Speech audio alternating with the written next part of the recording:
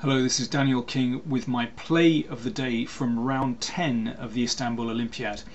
Well, the game I've selected is from the Netherlands-Armenia match between Anish Giri from Netherlands and Giri-Aronian from Armenia. Okay, Giri, of course, an up-and-coming talent, and Aronian rated number 2 in the world, so it's a good contest, and both very creative players. So, game started out as a Slav.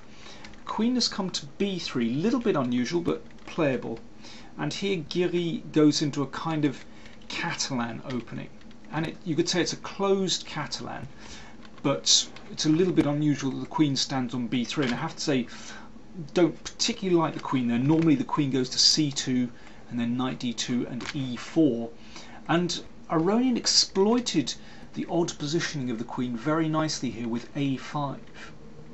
Now the point is that White would love to be able to develop his knight c3 here, but then comes a4, and if this is taken, Black takes on c4, and well, it's not possible to play Queen takes c4 because of b5 winning a piece, so the Queen has to go back, and you can see that White actually has a wonderful initiative on the Queen side. These pawns are actually terribly strong here. So knight c3 is prevented, so White waits for a moment with rook c1.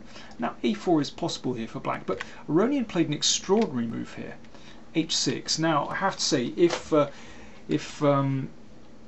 lowly club player had played this, or one of my pupils, I'd have scolded them. What a waste of time, these little moves at the side of the board. But this is in fact such a clever move. When a player like Aronian makes a move like this, then we have to take note.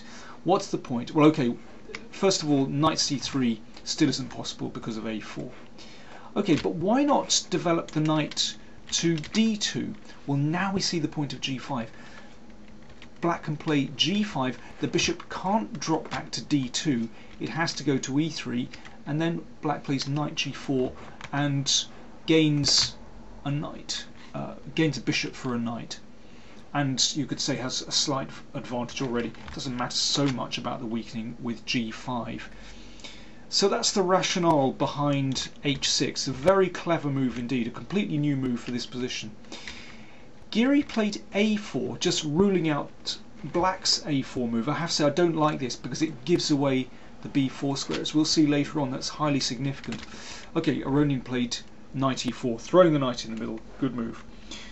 And I think Giri was worried about some kind of pawn storm here, understandably, so played knight fd2, ensuring that he could drive the knight away with f3, and now an excellent move, knight d6, and once again this is directed against knight c3. Of course, this is the most natural developing move on the board, knight c3, but then comes knight f5, hitting the d pawn, and if e3, then we win the bishop, or knight f3 and the bishop goes back, we drive the knight away, and suddenly this pawn has gone. So knight c3 still not possible, therefore Giri took on d6, but that's really dubious. I don't like giving up the bishop for the knight so easily, and yeah, with the two bishops already I think Black is perhaps slightly better. e4 happened. Okay, Giri is trying to make something in the centre, trying to gain ground. Aronian took and plonked the bishop on the wonderful post b4. Very nice indeed. Now watch out for that pawn. That's vulnerable. You need a dark square bishop to protect that, but see what happens. If knight bc3, by the way, still can't play this move, f5 comes, the knight goes back, and a beautiful tactic. Knight c5, if the queen goes back, we take the d pawn, and if pawn takes knight, we take this one, and this one's going to drop. Black is better. Okay, so Giri tried c5, and now maybe the knight can come into d6, but here, well, we play knight e8, eliminate the knight, and you'll see that White has problems with the d pawn. Black can play very simply indeed. It's a backward pawn. Black can build up pressure so easily. Okay, so queen c4 happened. Aronian took, and now played a very subtle move indeed. King h8. Well, we'll see, but maybe not so subtle. The intent is very clear. If knight c3, this move again, then we sack a pawn or a temporary sacrifice with e5. We play bishop here and we take on c5. The knight blocks the rook, and here the position is opening up. Black can play queen b6, target here, play a rook in the middle. With the two bishops, black is better. So instead, Giri retreated the bishop to g2. e5 came anyway, and if pawn takes, well, black has tremendous compensation for a pawn. White isn't developing very easily. Okay, so Giri tried d5, an interesting idea. Black could exchange and play queen e7, probably better there, but Aronian played far more energetically. He sacrificed a pawn with f5. Now we can see the point to king h8. It's cleared this diagonal, and after pawn takes pawn, he didn't bother recapturing. He blocked out the bishop. So in playing like this, in sacking a pawn, he's managed to advance his kingside pawn majority so rapidly. Really energetic. I like the way he's done this. So okay, Giri took the pawn, but of course while he's taking this pawn, it means he still isn't developing.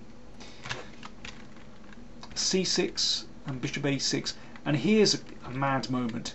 If c7, I was trying to work out what black should play here, but I think Aronian's intention was to sacrifice a piece and go in for this endgame. Black is a whole piece down, but here you can see that white is so tied up, and there's a tremendous attack down the f file, and I think black is better in this position. Who knows, but well, we'll have to ask Aronian. But anyway, Giri didn't go in for this. He played queen b3, and now black can simply scoop up this pawn. Finally white develops, but black is better here. Notice how he's targeting the f2 pawn, and we really see the lack of a dark squared bishop here. And once again, Aronian just drove forward. f4, brilliant move. Giri took this. He's just opening up the f file. Now bishop takes f2 check. If king takes bishop, rook takes f2, and queen d2, and we win something here. And then the bishop will drop. Okay, so the king came to h1, and now some great moves from Aronian again. He didn't exchange pieces. He's got this pawn marching down the board. Queen e8, he's preparing to push again. Great move. The rook covers the rook and covers g6. Rook c2. Okay, he's preparing to try to prevent e2. And now a brilliant move, g5. If the knight drops back to blockade, then bishop d3. If the rook moves, we take the knight. So the knight had to come to d5, and now the pawn advances. Notice the bishop attacks the queen. The queen took on a5, and Aronian queened. And now we simplify to an endgame where, well, Aronian won this very, very easily. He has an extra bishop. These pawns can go absolutely nowhere, and it was just a matter of time before Aronian won the game. I thought this was a really subtle opening play from Aronian, and then he really played so energetically to win the game. Wonderful stuff. So after that round, China defeated the USA, Russia defeated Argentina, Armenia defeated the Netherlands.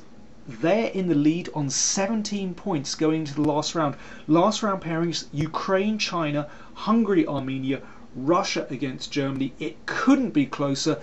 Do join me on playchess.com for live coverage of the final round on Sunday, 11 AM Central European time. Do join me then. Thanks a lot.